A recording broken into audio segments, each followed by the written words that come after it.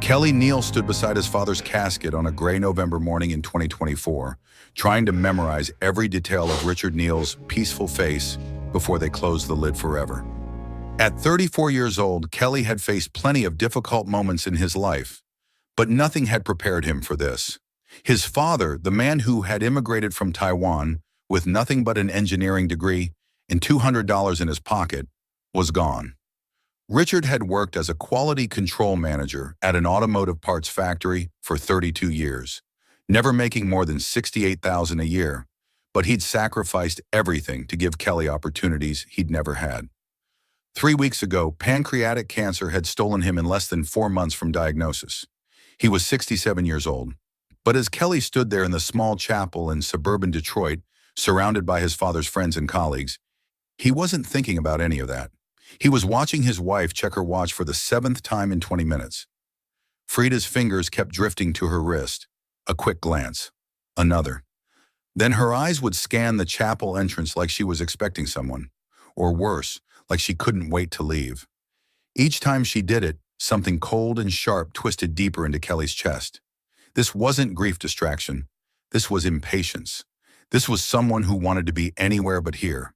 Kelly felt his jaw tighten as she did it again. This time, Frida pulled her phone from her designer purse, one she'd insisted on buying last month for $400 they couldn't really afford, glanced at the screen, then quickly tucked it away when she noticed Kelly's Aunt Linda watching her. The gesture made Kelly's hands curl into fists at his sides. "Kelly, honey," his mother whispered from his other side. Margaret Neal looked smaller than he'd ever seen her, drowning in her black dress, her face drawn and exhausted. Her hand found his and squeezed. "Are you holding up okay?" "I'm fine, Mom," Kelly managed, the lie tasting like ash. He squeezed back, trying to ground himself in the warmth of her hand, instead of the ice spreading through his veins, as he watched Frida check her phone again. The service had drawn maybe 80 people to the small Methodist chapel, co-workers from the factory, neighbors from the modest 3-bedroom house in Warren where Kelly had grown up, friends from his father's community college English classes, former students from the free math tutoring Richard had offered at the public library every Saturday for 15 years. These were good people, working people, people who understood what Richard Neal had meant to this community. Frida looked like she'd rather be at the dentist. Pastor Williams was speaking now, his deep voice filling the chapel with memories of Richard's kindness and dedication. He told the story about how Richard had spent 6 months helping the pastor's nephew prepare for engineering school entrance, exams refusing any payment, how Richard had organized a fundraiser when the Martinez family lost their home to a fire, how he'd shown up every Sunday to help maintain the church building, always with a toolbox and a smile. Kelly tried to focus on the words, tried to let them wrap around him like a blanket, but Frida shifted beside him, crossing and uncrossing her legs. She checked her watch again. 11:43 a.m. What the hell was happening at 11:43 that mattered more than this? They had no idea what was coming. Frida had no idea that Kelly was about to discover something that would shatter everything he thought he knew about his marriage. After the service, people filed past the casket to pay their final respects. Kelly stood with his mother and younger sister Angela, accepting hugs and condolences, listening to story after story about his father's impact on people's lives. Each one made him prouder and sadder in equal measure. Frida stood slightly apart, smiling tightly when anyone approached her, but Kelly could see the way her eyes kept darting to the door. She checked her phone 3 more times during the receiving line, always turning slightly away as if she thought he wouldn't notice. "Your wife seems anxious," Angela murmured as they prepared to leave for the cemetery. His sister was 29, a social worker who'd inherited their father's gift for reading people. "Is everything okay?" "I don't know," Kelly admitted quietly. "She's been acting strange all morning." "Strange how?" "Just distracted, like she wants to be somewhere else." Angela's dark eyes sharpened with concern, but before she could respond, Frida appeared at Kelly's elbow. "The funeral director says we need to head to the cemetery soon. The procession is about to start." Her voice was tight, clipped, professional, like she was checking items off a to-do list instead of accompanying her husband to bury his father. The drive to Roseland Park Cemetery took 20 minutes through streets Kelly had known his entire life. Frida sat in the passenger seat of their 8-year-old Honda Civic, silent and tense. Kelly drove mechanically, following the hearse, his mind spinning. He'd met Frida 6 years ago at a community health fair where he'd been volunteering. She'd been working a booth for the medical billing company, where she was a supervisor, and something about her confidence and quick smile had drawn him in immediately. She was ambitious in ways he wasn't, always talking about climbing the corporate ladder, about wanting more than what her working-class background had given her. Kelly, content with his job as a high school math teacher, making $47,000 a year, had found her drive inspiring. But lately, over the past few months, something had shifted. She'd become distant, critical. She'd started making comments about their finances, about how they'd never get ahead on a teacher's salary, about how her friend Tiffany's husband made 6 figures in medical device sales. She'd pushed Kelly to look into pharmaceutical sales positions, to give up teaching for something more lucrative. Kelly had resisted. He loved teaching. He loved seeing kids' faces light up when they finally understood a difficult concept. He loved being the kind of teacher his father had encouraged him to be, someone who cared more about impact than income. Frida had started spending more time with Tiffany and her circle of friends, women married to men who drove BMWs and lived in the newer subdivisions, who took Caribbean cruises and hired landscapers. Kelly had tried to be understanding. Everyone needed friends, but the more time Frida spent with them, the more she seemed to resent their life. At the cemetery, they gathered around the gravesite under a white canopy. The November wind cut through Kelly's suit jacket, but he barely felt it. Pastor William said a few more words. Kelly's mother sobbed quietly. Angela held her, both of them shaking with grief. Frida checked her watch again. That's when Kelly felt something inside him crack. His father was being lowered into the ground, his mother was breaking apart, and his wife was more concerned with the time than with being present for the worst day of his life. As people began to disperse, offering final condolences and heading back to their cars, Kelly made a decision. He needed to know what was so important. He needed to understand why Frida couldn't give him this one day. "I'm going to ride back with Mom and Angela," Kelly said quietly. "Why don't you go ahead? I know you have things to do." Frida's head snapped toward him, surprise flickering across her face. "Are you sure? I can wait." "No, it's fine, really." He kept his voice neutral, but he was watching her carefully. "You've been checking your watch all morning. Whatever you need to do, go do it." Guilt flashed across her face, quick and unmistakable. "Kelly, I'm sorry. I know how this looks. It's just, there's something at work that—" "It's Saturday, Frida." The lie died on her lips. She opened her mouth, closed it, then tried again. "It's complicated. I'll explain later. I need to be somewhere at 1 o'clock. On the day of my father's funeral. I'm sorry." Her voice was barely a whisper. "I'm so sorry. I'll see you at home later, okay? We'll talk then." If you enjoy stories of shocking betrayals, hidden secrets, and justice served cold, like this video and subscribe to the channel now. There are brand new stories here every day, each one more intense than the last one, and tell me where you are watching from. Frida left quickly, practically running to their car. Kelly watched her go, that cold feeling in his chest spreading like frost. Something was very wrong. He could feel it in his bones.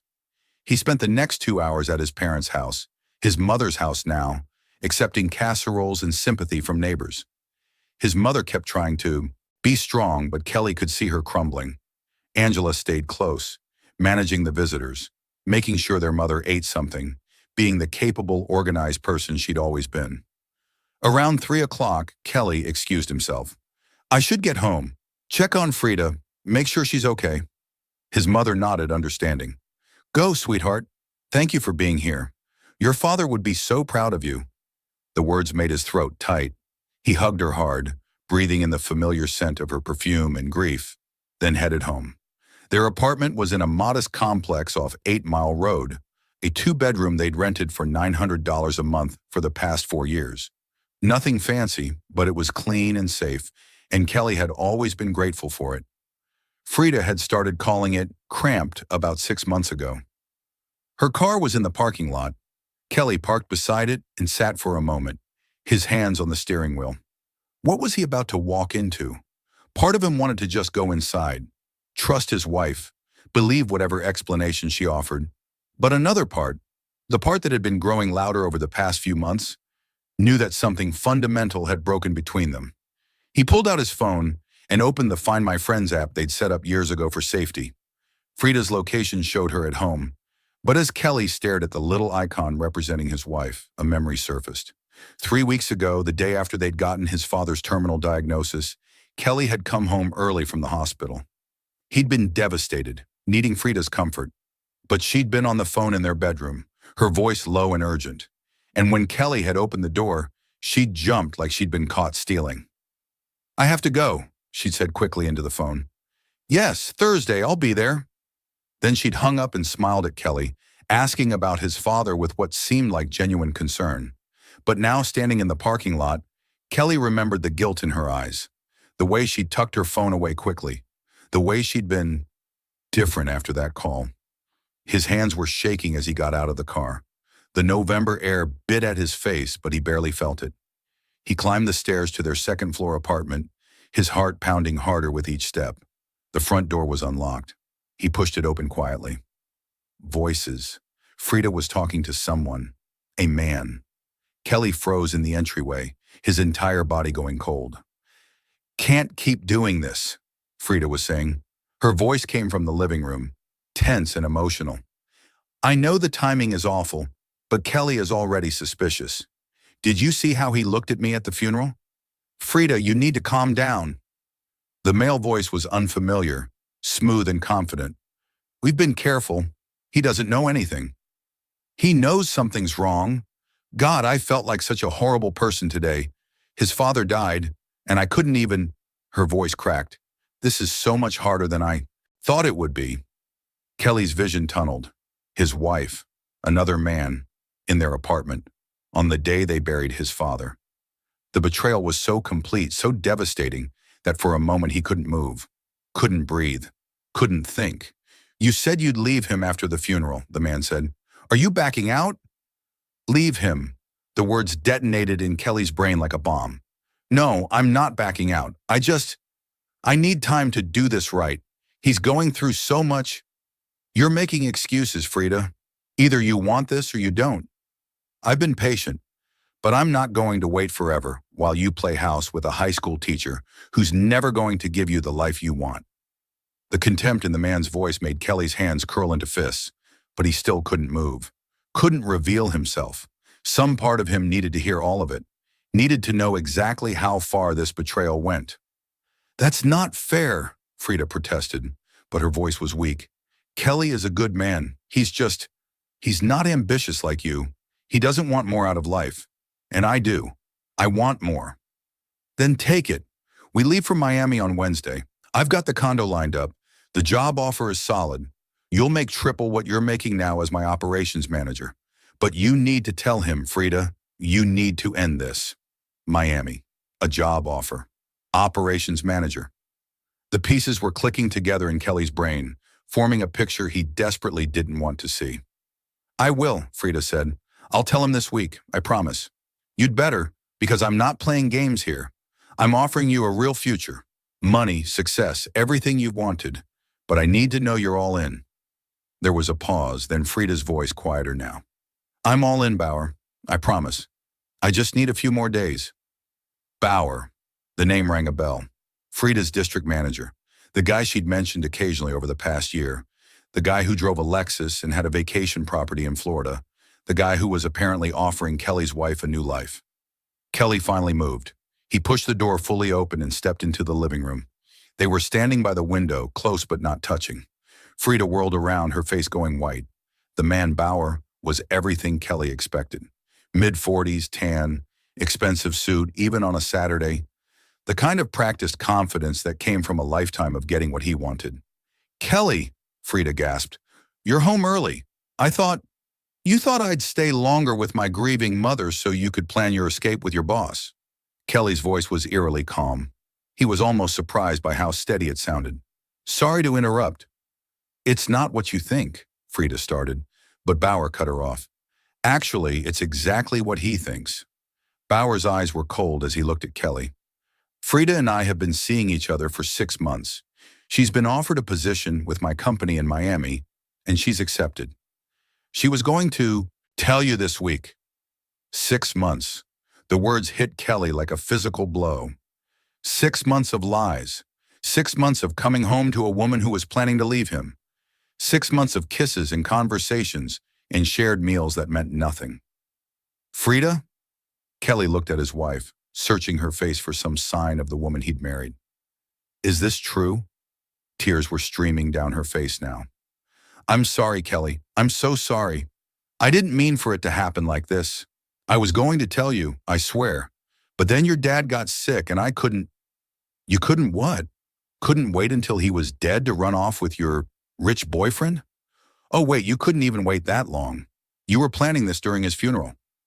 That's not fair, Frida's voice broke. I've been miserable for years, Kelly. You're so content with your little teacher salary and this tiny apartment and never wanting anything more. I want a real life. I want to travel and live somewhere nice and not worry about money every single month. So you cheated on me for 6 months with your boss. She deserves better than this, Bauer interjected, his voice dripping with condescension.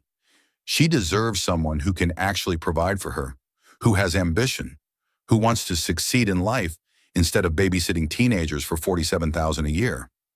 The specific mention of his salary, clearly something Frida had shared, made Kelly's stomach turn. They'd been laughing about him, pitying him, making him the joke. But Kelly didn't explode, didn't rage. Instead, he felt something cold and clear settle over him like a sheet of ice. They had no idea what was coming. They had no idea what he knew that they didn't. You should leave, Kelly said quietly, looking at Bauer. This is my home. Get out. Gladly. Bauer turned to Frida. Pack your things. You can stay with me until Wednesday. Frida's staying here tonight, Kelly said. She lives here. For now. Bauer's eyes narrowed. That's her choice, not yours. Actually, Kelly said, pulling out his phone, I recorded your entire conversation. Every word, including the part where you, as Frida's direct supervisor, offered her a job in exchange for a romantic relationship. That's a clear violation of your company's ethics policy. I looked it up last month when I started getting suspicious. The color drained from Bauer's face. Your bluff. Kelly played back 15 seconds of audio. Frida's voice clear as day. I'm all in, Bauer, I promise. Your company has a zero-tolerance policy for manager-subordinate relationships, Kelly continued, especially when the manager uses their position to offer career advancement in exchange for personal involvement. I believe the term in your employee handbook is quid pro quo harassment. I'll email this to your HR department on Monday morning, unless you leave Detroit and never contact Frida again. It wasn't true. Kelly hadn't actually planned any of this. But years of watching his father navigate factory politics had taught him one thing. Powerful men like Bauer were terrified of losing their power. And right now, Kelly had it. Bauer's hands clenched. You can't. I can, and I will, unless you walk out that door right now and forget Frida exists. For a long moment, Bauer just stared at him. Then his jaw tightened. This isn't over. Yeah, it is. Kelly held his gaze. Because you're going to realize that losing your $60,000 a year job and facing a harassment investigation isn't worth whatever you thought you were going to get from my wife. Now get out. Bauer looked at Frida, something ugly crossing his face. I guess I misjudged you. Turns out your husband has more spine than you gave him credit for. Then he grabbed his jacket and walked out, slamming the door behind him. The apartment fell silent except for Frida's ragged breathing. Kelly, she whispered, please, let me explain. Get out. This is my home too. Get out, Kelly repeated. Go to a hotel. Go to Tiffany's. I don't care, but you're not staying here tonight. Frida stared at him, tears streaming down her face, makeup ruined. I'm sorry. I'm so sorry. I never wanted to hurt you. But you did, for 6 months, while my father was dying. Kelly felt something breaking inside him, but he kept his voice level. You stood beside me at his funeral today and checked your watch because you couldn't wait to get back to planning your escape. So no, Frida, you don't get to be sorry. You don't get to explain. You get to leave. She grabbed her purse with shaking hands, started for the door, and then turned back. I really did love you once, Kelly. I hope you know that. I hope I stopped caring, he replied. After she left, Kelly stood in the middle of their apartment, his apartment now, and finally let himself feel it.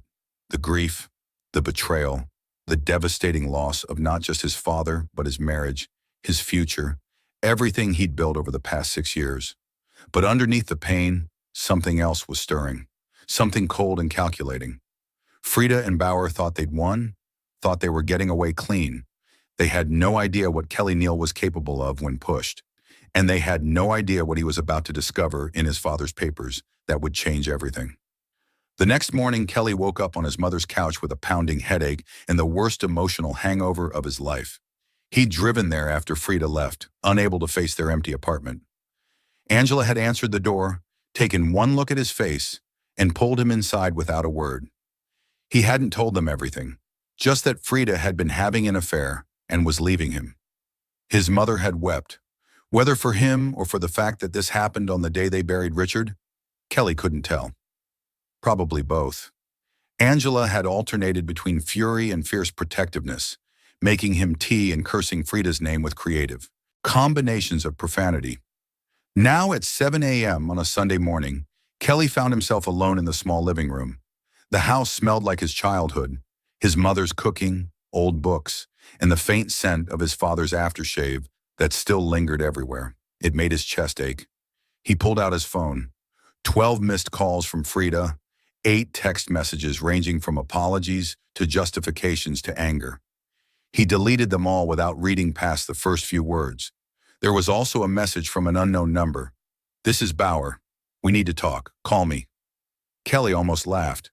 No chance in hell. He was about to put his phone away when he remembered something. His father's lawyer had called 3 days before the funeral, saying they needed to schedule a reading of the will. At the time, Kelly had barely registered it. His father had been a factory worker. There wouldn't be much to discuss. Probably just making sure the house went to his mother, maybe some small savings account. But now, sitting in the quiet house, Kelly felt a strange pull to his father's home office. Richard had kept meticulous records of everything, organized in labeled folders that dated back decades. If there was something to know about his father's affairs, it would be in that office. Kelly stood and padded quietly down the hallway. His mother's bedroom door was still closed. She'd probably taken one of the sleeping pills Angela had gotten her. His father's office was the small third bedroom at the end of the hall, barely big enough for a desk and a filing cabinet, but it had been Richard's sanctuary. The room looked exactly as it always had, neat, organized. The desk clear except for a few framed photos. Margaret on their wedding day in 1982, Kelly and Angela as children, various family gatherings over the years. The filing cabinet stood in the corner, 4 drawers of carefully labeled folders. Kelly sat in his father's chair, the leather worn smooth from decades of use, and felt tears prick his eyes. Yesterday he'd buried this man. Yesterday his wife had betrayed him. Yesterday his entire life had imploded, and now he was sitting in his dead father's chair, trying to hold himself together. But there was something he needed to find. Something about that lawyer's call had stuck with him. Kelly opened the filing cabinet and started looking. Tax returns, insurance policies, mortgage documents, medical bills, everything labeled, dated, organized with the precision Richard had brought to every aspect of his life. Then in the bottom drawer, Kelly found a folder simply labeled, "For Kelly." His hands shook as he pulled it out. Inside were several documents, a sealed envelope with his name on it, and what looked like statements from some kind of account. Kelly opened the envelope first. His father's handwriting, small and precise. "Dear Kelly, if you're reading this, I'm gone. I'm sorry I won't be there to explain this in person, but I wanted to leave you something that I hope will help you understand the choices I made in my life. When I came to America, I had nothing, but I had something more valuable than money. I had time. Time to build something. Time to invest in the future. Time to be patient. 40 years ago, a coworker convinced me to put $25 a month into the company retirement plan. I never increased that amount because we needed every dollar for you kids in the house. But I never decreased it either, and I let that company match grow for 40 years. Then in 1997, another coworker gave me a tip about a new company, something about computers and books. He said he was putting $500 into this company called Amazon. I thought he was crazy. $500 was half a month's salary. But I scraped together $200 and bought shares. I forgot about those shares for years. Then in 2004, I saw something about Google going public. I took $1,000 from a small inheritance from my uncle and bought shares on the first day. Again, I forgot about them. The market scared me, and I never checked. In 2010, Apple was releasing something called an iPad. By then, the Amazon stock had grown to over $10,000. I sold half, $5,000, and put it into Apple when it was trading at around $30 per share, adjusted for splits. I never told your mother any of this. She would have worried, would have wanted to sell, would have used it for practical things. And maybe we should have. But I had this dream of leaving you and Angela something real. Something that would give you choices. Kelly, I never lived beyond my means because I wanted you to inherit wealth, not just money. I wanted you to see that contentment isn't poverty, it's security. It's not about what you spend, it's about what you build. The account information is in this folder. The password is your birth year and Angela's birth year. No special characters. I'm proud of you for being a teacher.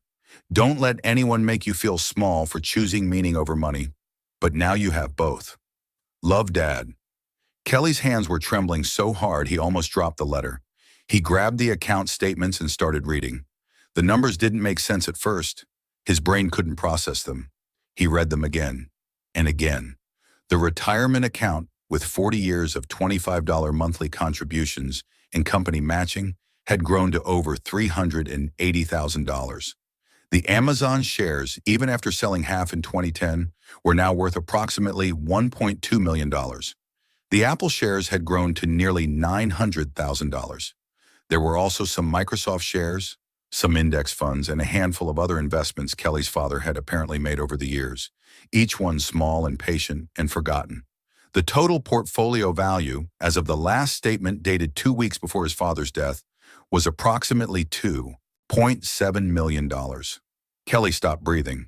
His father, his humble, quiet, factory worker father, who'd worn the same jacket for 15 years and driven a used Toyota for 2 decades, had been a multi-millionaire.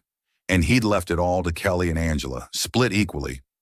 Make sure you're subscribed to this channel if you have not, because the ending of this story will blow your mind. And drop a comment below telling me what you think Kelly should do next. Kelly sat in stunned silence for what felt like hours, but was probably only minutes. His entire worldview was reshaping itself. Every memory of his father was reframing through this new lens. The modest house, the used cars, the careful budgeting, the clipped coupons. None of it had been poverty. All of it had been choice. His father had chosen to live simply while building a fortune in the background, all so his children would have freedom. And Frida had left him. Left him because he made $47,000 a year teaching. The irony was so sharp it almost made him laugh. Almost. Because as Kelly sat there with these papers in his hands, another thought occurred to him. Frida didn't know about this. Neither did Bauer. They'd made their calculations based on Kelly being a poor teacher who would never amount to anything. They had no idea that Kelly Neal had just inherited over $1 million. And suddenly Kelly saw a path forward, a way to handle this divorce, this betrayal, this entire nightmare situation that would ensure justice without violence, without cruelty, just consequences. But first, he needed to talk to his mother and sister. Kelly found them in the kitchen an hour later. Angela was making breakfast while their mother sat at the table, staring into a cup of coffee. They both looked up when he entered, and Angela's expression immediately shifted to concern. "You look like you've seen a ghost," she said. "I found something in Dad's office." Kelly set the folder on the table. "You both need to see this." Over the next hour, as Angela made eggs that none of them ate, and their mother cycled through shock, disbelief, and tears, Kelly explained everything. The letter, the investments, the fortune their father had built in secret. "I don't understand," Margaret kept saying. "Why didn't he tell me? We could have done so much." He explains it in the letter, Kelly said gently. He wanted to give us something permanent, something that couldn't be spent. $2.7 million, Angela whispered. She was holding the account statements, reading them over and over like they might disappear. Dad was worth $2.7 million. Split between you and me, Kelly clarified. So we each get about $1.35 million before taxes. His mother started crying again. I fought with him about money so many times. When you kids needed things, when the roof leaked, when the car broke down, and he had all this. He had a plan, Kelly said, and he followed it. He gave us everything we needed and left us everything he could. Angela's sharp eyes fixed on Kelly. What are you going to do about Frida? Kelly smiled. It wasn't a nice smile. I'm going to give her exactly what she asked for. What does that mean? It means, Kelly said slowly, that Frida left me because I'm a poor teacher with no ambition. She and Bauer made a calculation that I wasn't worth her time or effort, so I'm going to let them live with that calculation. You're not going to tell her? Angela's eyes widened. About the money? Not yet. Not until the divorce is final. Kelly felt that cold clarity settling over him again. Frida wants out of our marriage because she thinks I'm worthless. So I'm going to give her the divorce she wants as fast as possible, with me keeping my worthless teacher salary and her walking away free and clear her amazing new life in Miami. Kelly, his mother said carefully, what are you planning? Nothing illegal, nothing cruel. I'm just going to let Frida and Bauer have exactly what they wanted, each other. Kelly met their eyes. And they'll have to live with knowing what they gave up. Over the next 2 days, Kelly made several important decisions. He called the family lawyer, Daniel Morrison, and explained the situation. Daniel was in his 60s, had known Richard for 30 years, and had handled simple legal matters for the family over the years. But his eyes sharpened considerably when Kelly mentioned the inheritance. You inherited what? Kelly showed him the statements. Daniel whistled low. Your father was a smart man, a very smart man. He looked at Kelly seriously. And your wife is leaving you for her boss, who doesn't know about any of this? Correct. When did you discover the inheritance? Sunday morning, 2 days ago. And when did your wife leave? Saturday afternoon, after the funeral. Daniel leaned back in his chair, thinking. Okay, this is delicate, but manageable. In Michigan, assets inherited during a marriage are considered separate property, not marital assets, as long as they're kept separate. Since your father died and you inherited after your separation, and the money is currently in accounts under his name, it won't be part of the divorce settlement. Even if we're not officially divorced yet?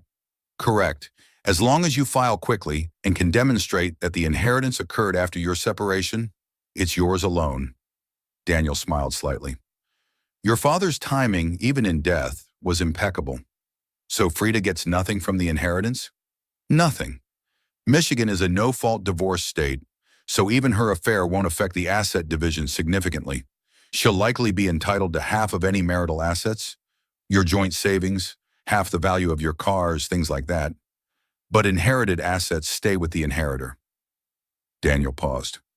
I assume your marital assets are minimal?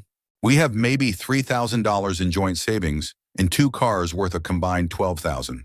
Our furniture is secondhand. That's about it. Then your wife is walking away with maybe $7,000 or $8,000 total, plus whatever she's earned independently.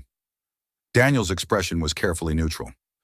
While you're keeping approximately $1.35 million, plus my teacher salary, plus your teacher salary, Daniel agreed, which she considered so worthless that she left you for someone with more money. They shared a moment of silent understanding. I want to file for divorce immediately, Kelly said. I want this done as quickly as possible. I'll draw up the papers today. Given the circumstances, your father's recent death, her affair, the clear evidence of infidelity, we can push for a fast, uncontested divorce. If she agrees to the terms, we could have this finalized in as little as 60 days. What terms should I offer? Daniel thought for a moment. Be generous with the marital assets. Make it easy for her to walk away. Offer her half of everything that's actually joint. The savings, the car she drives, half the furniture if she wants it, Don't fight her on anything. Make it look like you're just a heartbroken man who wants this over quickly, because that's exactly what she'll expect from the poor, defeated teacher. Precisely, Daniel smiled. Let her think she's getting everything she wanted. The truth will be much sweeter when she realizes what she gave up. Kelly left the lawyer's office with divorce papers that would be ready for delivery by Thursday. 3 more days. He spent those days moving methodically, carefully, making sure every step was documented and legal. He opened a new bank account at a different bank, under his name alone. He provided Daniel with power of attorney to handle the transfer of his father's investment accounts into his name.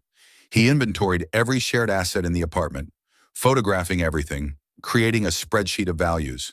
He also changed the locks on their apartment. In Michigan, since his name was the only one on the lease, Frida had insisted on that when they moved in, saying it would help his credit. He had the legal right to do so. He packed Frida's belongings carefully, everything she'd need, and stored them in a rented storage unit.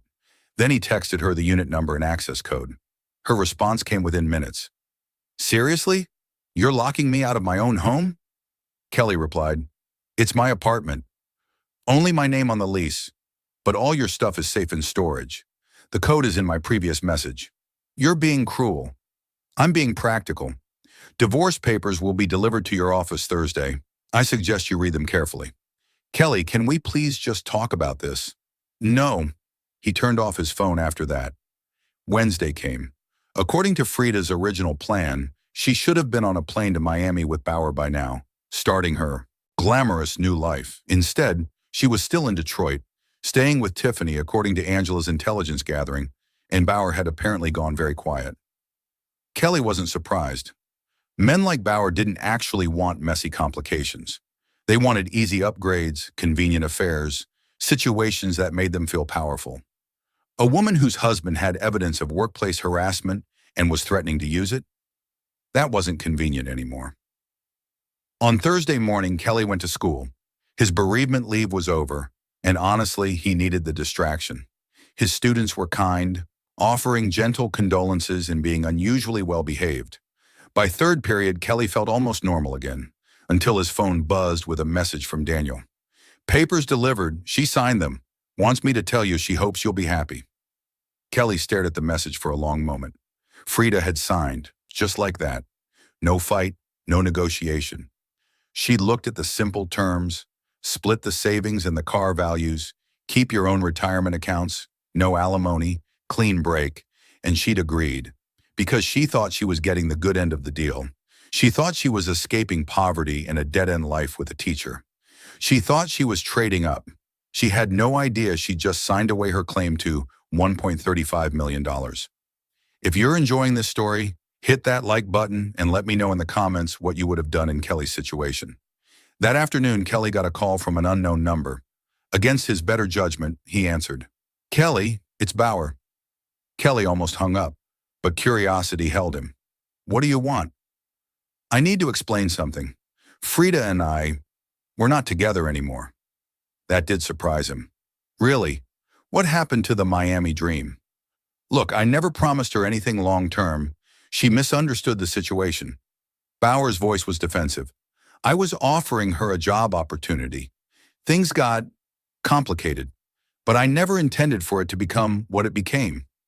"So you're saying you slept with your employee, offered her a job in another state, told her to leave her husband, and then bailed when things got messy?"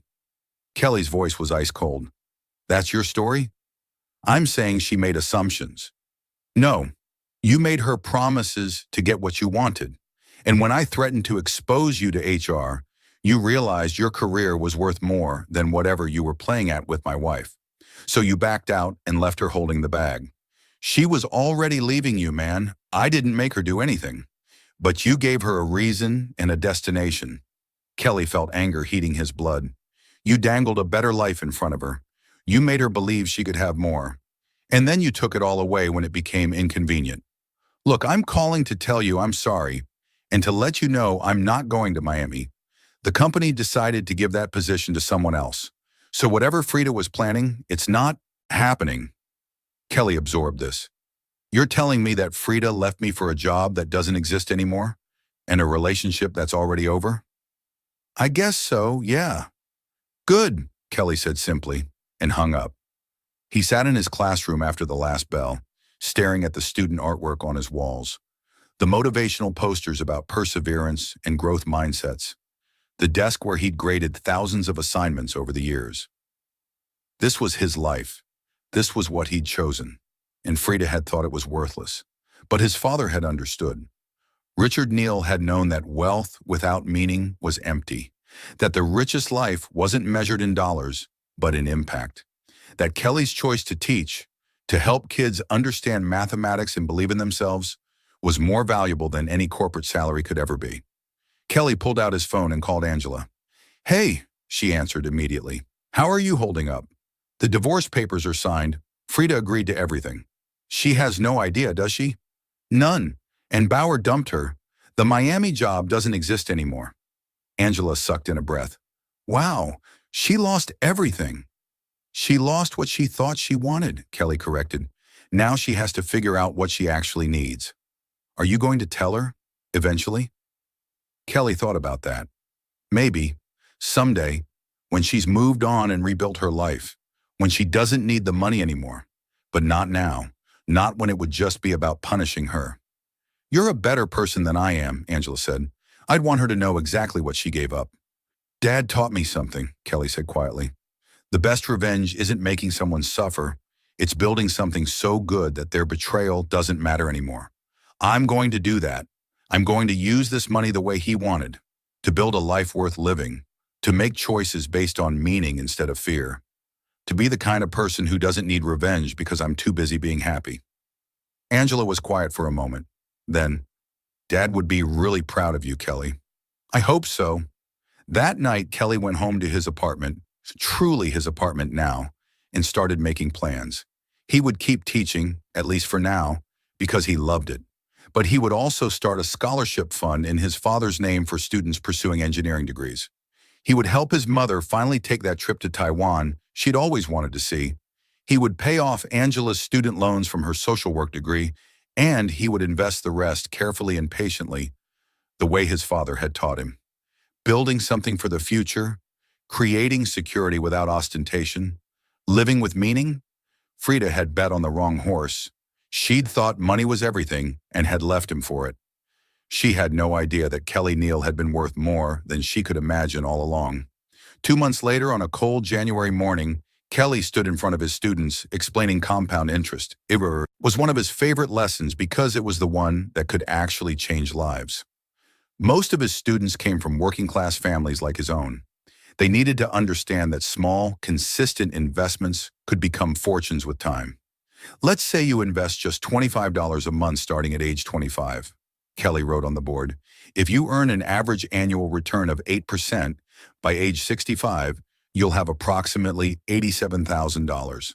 That's only $12,000 of your own money invested. The rest is compound growth. A student named Michael raised his hand. But Mr. Neal, who can afford to invest when you're making minimum wage? It was a fair question. Kelly smiled. That's the real lesson, Michael. It's not about how much you make. It's about priorities. My father made $68,000 a year his entire career. He invested $25 a month for 40 years. When he died, that single investment decision had turned into almost $400,000. The class went silent. They knew Kelly's father had recently passed. He rarely talked about personal things, but lately, he'd been sharing more. His father's story felt important. It felt like something kids needed to hear. The point isn't the amount, Kelly continued. The point is consistency, patience, understanding that wealth isn't about looking rich. It's about having choices. After class, Michael stayed behind. Mr. Neal, I just wanted to say I'm sorry about your dad, but it's cool that he left you all that money. Kelly blinked. How did you know about that? Michael looked uncomfortable. I heard some teachers talking in the hall about how you inherited a bunch of money but you're still teaching. Some of them think it's weird. So word had gotten out. Kelly wasn't really surprised. His father's funeral had been well attended. People talked. The math teacher who inherited a fortune but kept showing up to work was probably good gossip. It's not weird, Kelly said carefully. I love teaching. Money doesn't change that. But you could do anything now, right? Travel or whatever. I could. And maybe I will, someday. But right now, this is where I want to be. Kelly gestured to the classroom. These lessons matter, Michael. Understanding money matters. If I can help one of you avoid making financial mistakes, or empower one of you to start investing early, or teach one of you that your worth isn't determined by your salary, then this is exactly where I should be. Michael nodded slowly. That's pretty cool, Mr. Neal. After he left, Kelly sat at his desk, thinking. The divorce had been finalized 3 weeks ago. Frida had signed the papers, taken her $7,000 from their joint assets, and moved into an apartment in Royal Oak with Tiffany. She was still working at the same medical billing company, still in the same position, still living the same life she'd been so desperate to escape, except now she was alone. Kelly had seen her once, accidentally, at the grocery store. She'd looked tired, smaller somehow. When their eyes met, she'd frozen, then quickly turned away, disappearing down another aisle. He didn't chase her, didn't try to talk. There was nothing left to say, but he'd heard things through the network of mutual acquaintances. Bauer had left Detroit entirely, taking a position in California. The Miami job had been real, but he'd given it to someone else when things got messy with Frida. Tiffany had apparently called Frida stupid for throwing away her marriage for a man who didn't actually want her. Frida's other friends from that wealthy circle had quietly distanced themselves once she was no longer part of a couple. Kelly didn't feel satisfied by any of it. He just felt sad. Sad for what they'd had and lost. Sad for the Frida he'd married, who'd apparently been so unhappy that she'd imploded their entire life. Sad for the time wasted and the trust shattered. But he was also building something new. The scholarship fund in his father's name had been established through the University of Michigan's engineering department. $25,000 a year for students from working-class families pursuing engineering degrees, with preference given to first-generation immigrants or children of immigrants. The first recipients would be announced in the spring. His mother had cried when he told her. Then she'd shown him Richard's journals, notebooks where his father had written about his investment philosophy, his dreams for his children, his thoughts on what made a good life. Reading them had been like having conversations with his father again. He was so proud of you, Margaret had told Kelly over dinner at her house. He used to tell me, Kelly chose meaning over money, and that makes him richer than I could ever make him. But he did make me rich, Mom. No, honey, he gave you money. You made yourself rich by choosing what mattered. She'd squeezed his hand. There's a difference. Angela had handled her share of the inheritance differently. She'd immediately paid off her student loans, $48,000 gone in an instant, and then put the rest into a trust for their mother and into investments for her own future. She was still working as a social worker, still helping families navigate crisis, still choosing meaning over money just like Kelly. We're Dad's kids, she'd said when they met for coffee. We don't need to prove anything with money. We just need to live well. The Friday before Valentine's Day, Kelly received an unexpected email. It was from Frida. The subject line read, "I'm sorry." He almost deleted it without reading, but something made him open it. Kelly, I don't expect you to respond to this. I don't deserve your time or attention, but I need to say some things, even if you never read them. I heard you inherited money from your father, a lot of money, and I want you to know that's not why I'm writing. I don't want anything from you. I just need to tell you that I understand now what I threw away. It wasn't the money. I didn't know about the money, and honestly, if I had, it probably would have made everything worse. I would have been with you for the wrong reasons, or I would have felt justified in my resentment that we live modestly despite having wealth.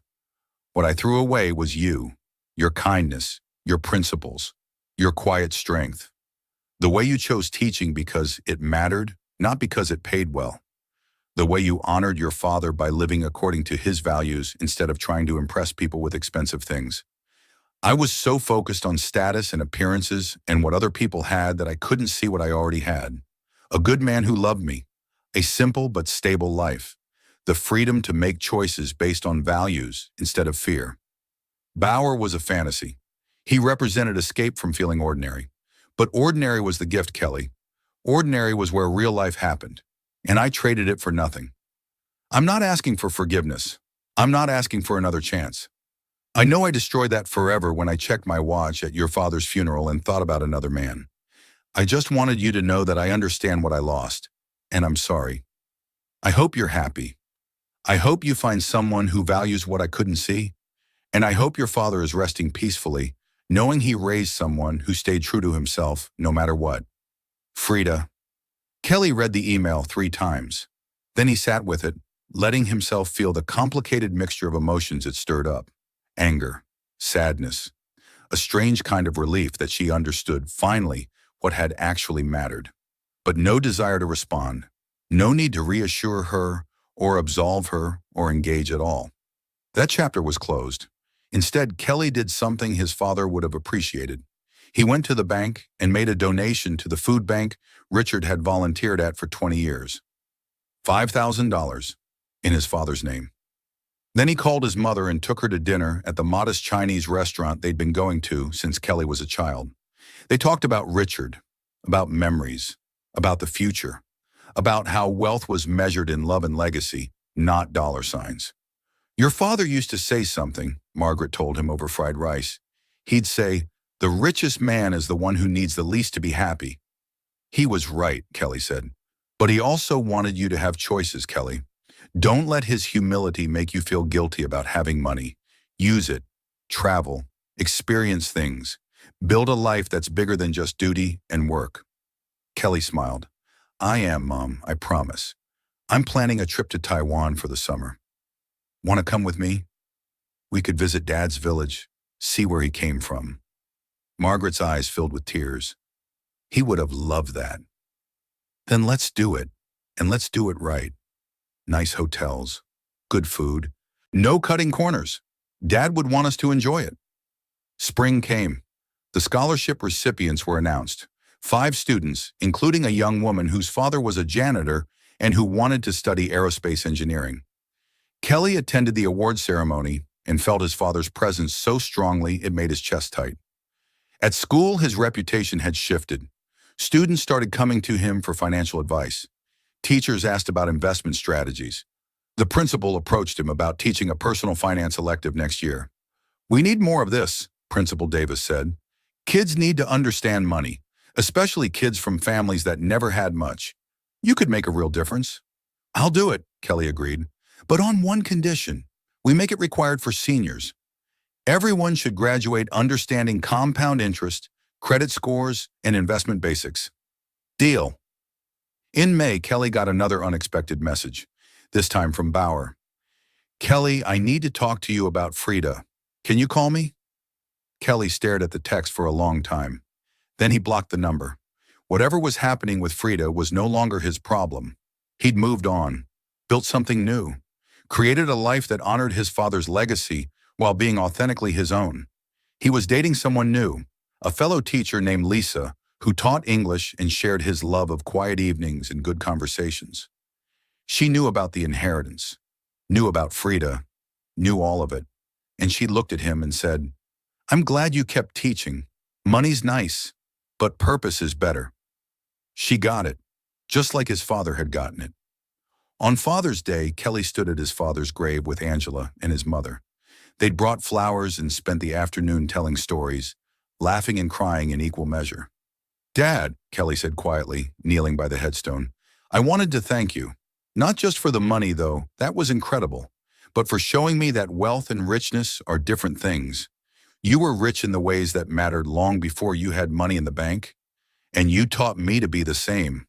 He touched the cool stone, feeling connected across the boundary of life and death. Frida left me because she thought I wasn't enough. She thought money was everything. But you taught me that the best revenge isn't revenge at all. It's living so well that betrayal becomes irrelevant. So that's what I'm doing. I'm teaching, I'm building, I'm helping, I'm choosing meaning, just like you did. Angela put her hand on his shoulder. He knows, Kelly. He knows. That summer, Kelly and his mother traveled to Taiwan. They visited Richard's childhood village, met distant relatives, toured the universities where Richard had dreamed of studying before immigrating.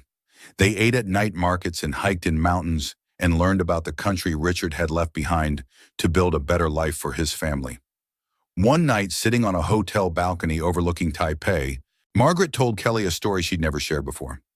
When your father first told me he was putting money into the stock market, I was furious. We needed that money for practical things. But he said something that made me understand.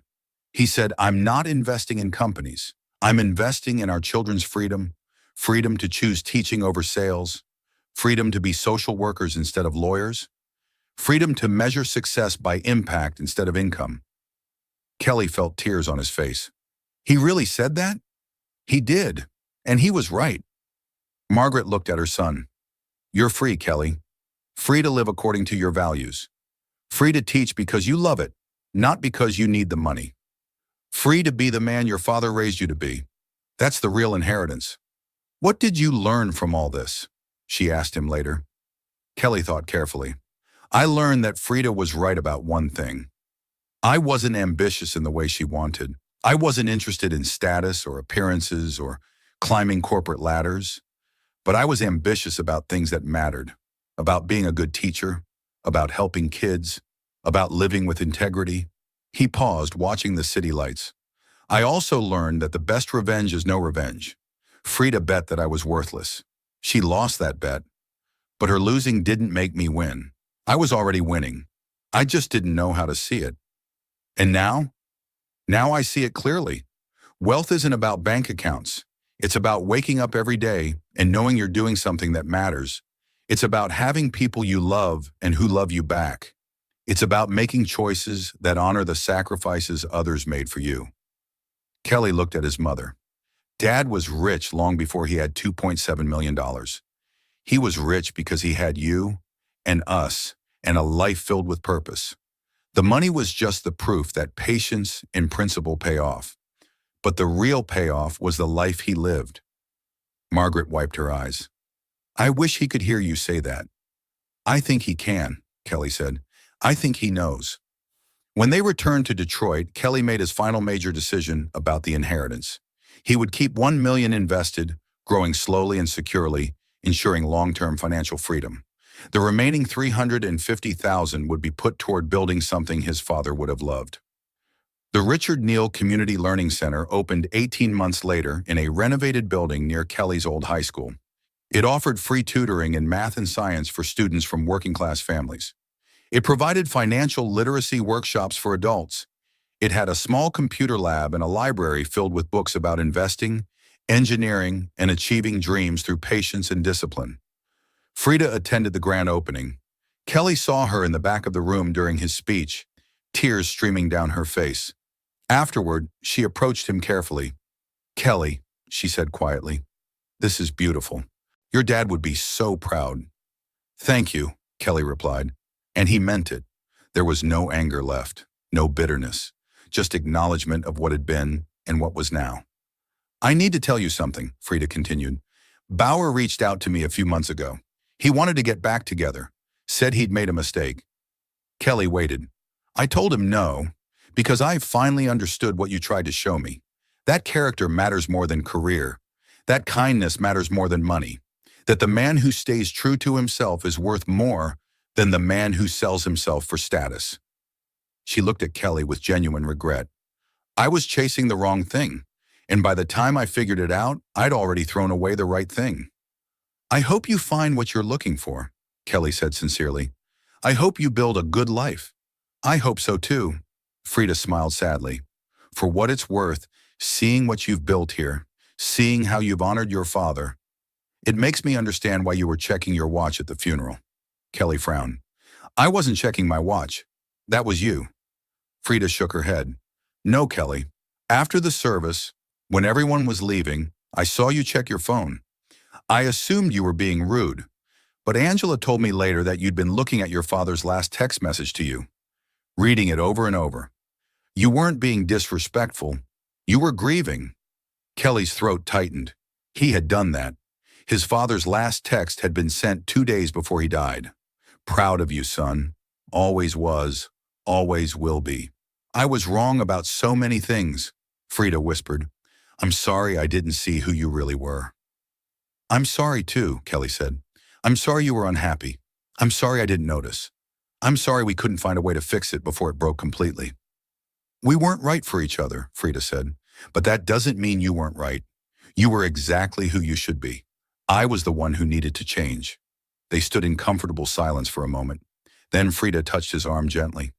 Thank you for this, for the center, for honoring your dad this way, for showing all of us what really matters.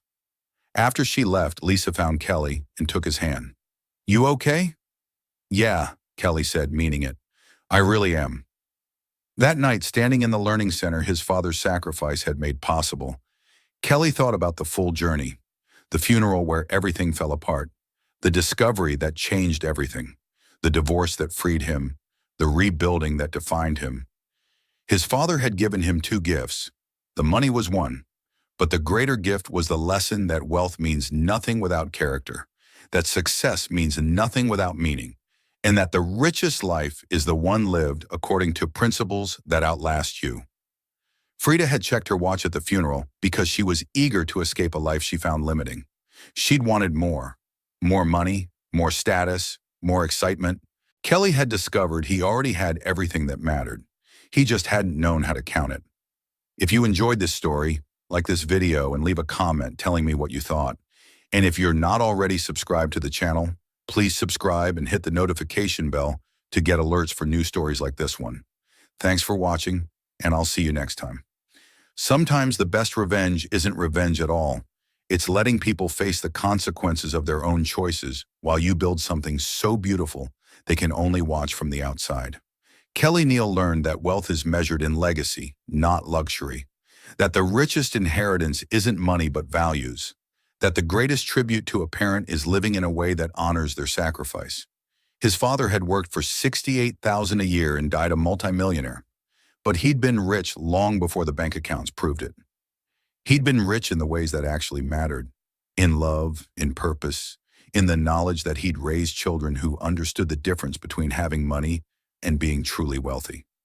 Kelly checked his watch one last time that night. It was late. Time to go home. Time to rest. Time to wake up tomorrow and do it all again. Teaching, helping, building, living. Not for money, not for status, not to prove anything to anyone, but because that's what good men do. They show up.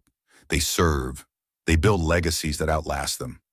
Just like Richard Neal taught his son to do.